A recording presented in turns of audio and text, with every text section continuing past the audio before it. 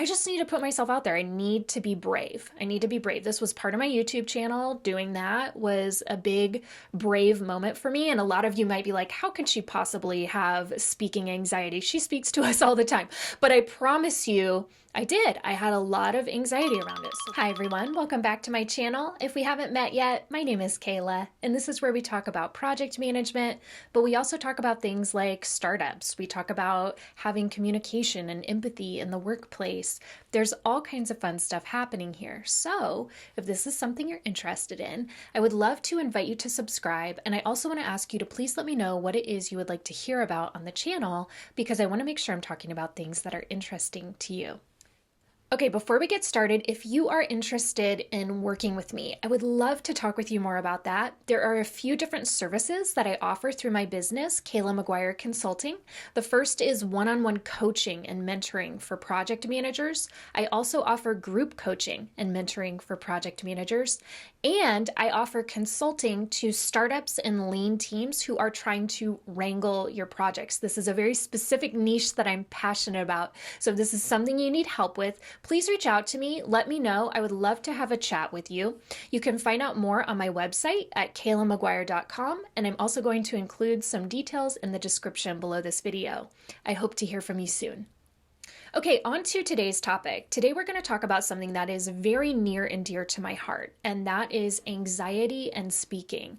And we can experience anxiety in speaking at work, in our personal lives, all over the place, right? It is actually a very common anxiety.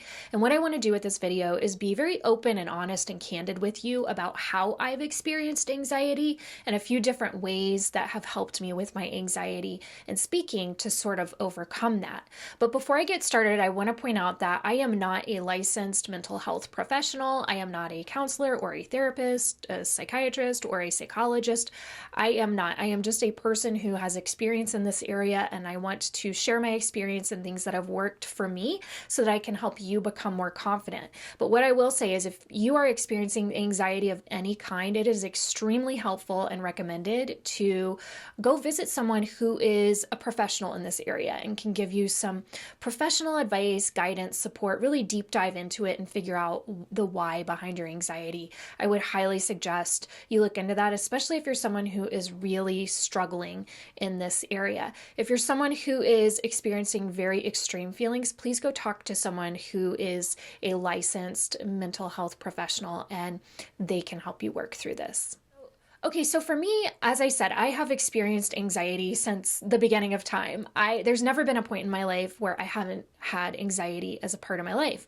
And when I was young, I was very quiet. I was labeled as shy, which is not necessarily a compliment. So I always thought something was wrong with me in that regard. But as I got older and I really got to know myself and did some exploration and deep dive into myself, I realized, well, the reason why I am quiet at times is because there's so much information coming at me that I need some moments and some space to process so that whatever I say is going to come out in a way that I understand and other people can understand. So having that basic understanding about myself has been really helpful for me because I can kind of like take care of myself in those moments when I do know that I'm bombarded with information and I may feel a little more stress and anxiety. Now, the reason why I bring this up is because it relates to feelings that I've had around speaking at work, where I feel like I should be able to speak on the fly, but I am not able to. I'm not able to come up with those ideas, maybe like other people in the room can, because I need a little bit of time and space to process.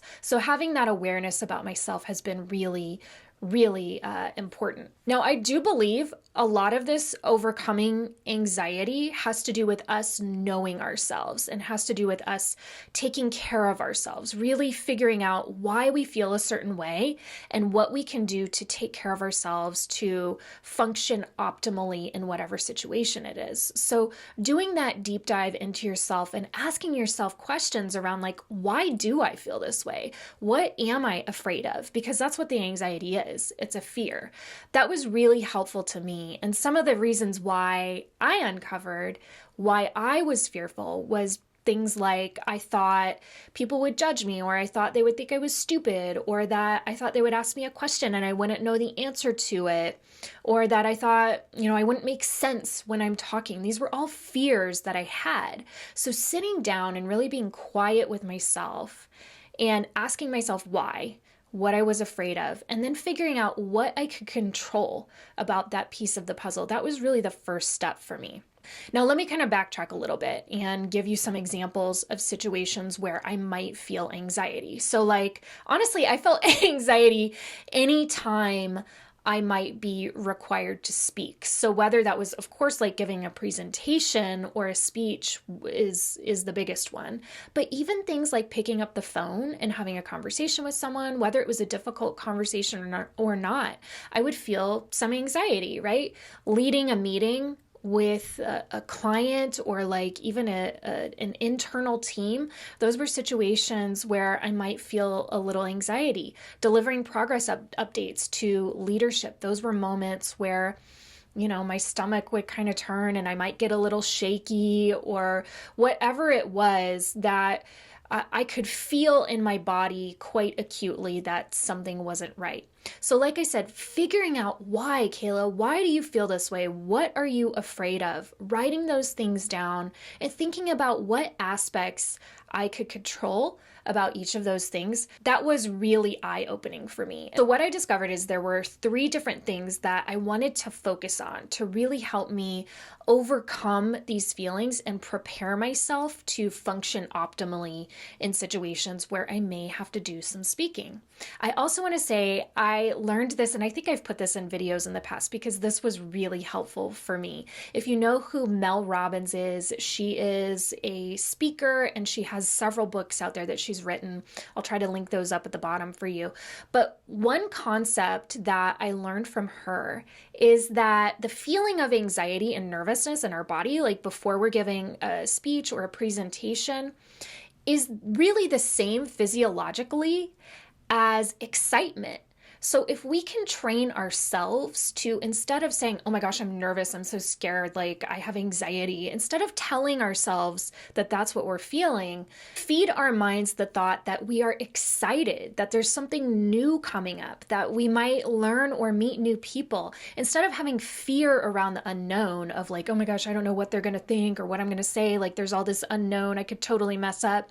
Instead of feeling that fear and anxiety, frame it as excitement of, I don't know what's coming next, but this is really great. I have a new opportunity, new people I could meet, a new situation in life that I could share with people for the rest of my life. Think of it like that instead of like nervousness or anxiety. Now, that takes a lot of work. It takes a lot of work to reframe something in your mind like that when you are so used to feeling those feelings of anxiety and immediately feeling like fear or negative feelings, to reframe that as like excitement and positive feelings. But it is worth the effort. Now I'm going to share with you 3 different things that I did to really help me. And I have to say, even though I do these things regularly, I still do feel anxiety in certain situations. It's probably going to be a part of my life forever. And I am okay with that. I accept it because I realize that I am stronger than that thought, than that feeling. And it's okay if it comes in for a moment, but I'm not going to let it overtake me. I'm not. So here are a few things that I do to help me keep that in check. The first is, because one of my big fears around this was like, I'm going to come across as stupid. I'm not going to know the answer to questions that people might ask me in meetings or wherever it is that I'm giving a presentation. So the first thing I thought was, well, what am I worried that they might ask me? Am I properly prepared? Do I know enough about what it is that I'm speaking about? Go out there and learn. Like, be curious about whatever thing it is that you're going to talk about. If if you have questions or if you anticipate someone might ask you a certain question, go out there and figure out the answer before you're asked the question. This is something I felt a lot more when I was earlier on in my career, when I didn't have as much of the experience and knowledge. I was really worried that I didn't know enough. And so I did. I just went out there, I started learning, I started asking questions, being curious, really coming to those situations prepared, properly prepared with the information that I needed to deliver and be confident in my delivery. So that would be my first suggestion, is to arm yourself with information. My second suggestion, and this for me was really critical in feeling more confident with myself and with my own voice and being able to present information through my speech, and that was that I started voice memoing. And this really started back when I was going through a difficult time in my life and I didn't have a lot of support around me. And so I had a lot of feelings and thoughts that I needed to process. And what I started to do was voice memo. I started a voice memo just to get it out, to get the thoughts out. And I remember listening back to one of my voice memos and I thought, I actually presented that pretty well. I was pretty happy with how I laid my thoughts out there. But I thought, I could have done this a little bit better. I could have cut out some of these filler words or whatever it is that I noticed in my speech. And so I began to do this. I began to gently critique my voice memos, and I became more comfortable with my voice, more comfortable with presenting information. It was really crazy. If you don't do this, I highly suggest you do, especially if you have any sort of nervousness and anxiety, because it's almost like practicing, right? Like it's practicing talking and presenting. So I did that with my voice memos. And then once I started the YouTube videos, I thought, wow, this is an even better way to kind of gently critique myself and how I'm presenting information. So the YouTube videos were like a pivotal point for me to start feeling more comfortable and confident with myself and how I presented information and just the sound of my own voice. So you can absolutely do this. You don't have to go out there and create a YouTube channel if you don't want to. You could do this just with voice memos. You could record yourself, gently critique yourself, and I'm telling you, you will start to feel more comfortable just presenting in general. Now, the third thing that I did was put myself out there. Once I gained some of this confidence through learning and through practicing, I started putting myself out there in situations that I wouldn't normally put myself in. And this was a really big deal for me because earlier on in my career, I reached this point where I had so much anxiety that I thought, I just want a behind the scenes job. I don't want to have to deal with people. I don't want to have to talk with people, which was totally the wrong fit for me because I am a people-oriented person. And one of the things I'm really good at is talking to people. So putting myself in a room and locking me up didn't do myself any favors. So what I started realizing as I was growing and learning and developing and becoming more confident is that I just need to put myself out there. I need to be brave. This was part of my YouTube channel. Doing that was a big, brave moment for me. And a lot of you might be like, how can she possibly have speaking anxiety? She speaks to us all the time. But I promise you, I did. I had a lot of anxiety around it. So putting myself out there with the YouTube channel, but even just in life, in work scenarios, volunteering to give a presentation or to speak, I started doing that more and becoming more comfortable with speaking. So there was actually this moment at my best friend's wedding. She got married and I was her maid of honor. And she knew, because she's a good friend and we've known each other since childhood, she knew I had the speaking anxiety. So we had this whole conversation before the wedding where she said, hey, you do not have to speak. Do not feel like you have to. I want you to feel comfortable. Do not even worry about it. So we kind of had this understanding that I wasn't going to deliver a speech at the wedding. But when the moment arrived and her dad gave the speech and the best man gave a speech, I was like, I can't not give a speech at my best friend's wedding. I can't do that. I don't care how scared I am right now. And my daughter was sitting there in the front row too. I was like, Mom's got to have a brave moment here. So I did. I got up there and I gave the speech. I started the speech out by saying that I was intimidated by the audience, and I went into the speech and actually turned out being great. And I made some jokes and people laughed. And by the end of it, I had people coming up to me saying, "Were you really afraid? Like, we thought that was all just a joke, that you were afraid to go up there and talk." And it filled me with such confidence. And when you have those moments, of course, you have to go give a speech at your best friend's wedding, right?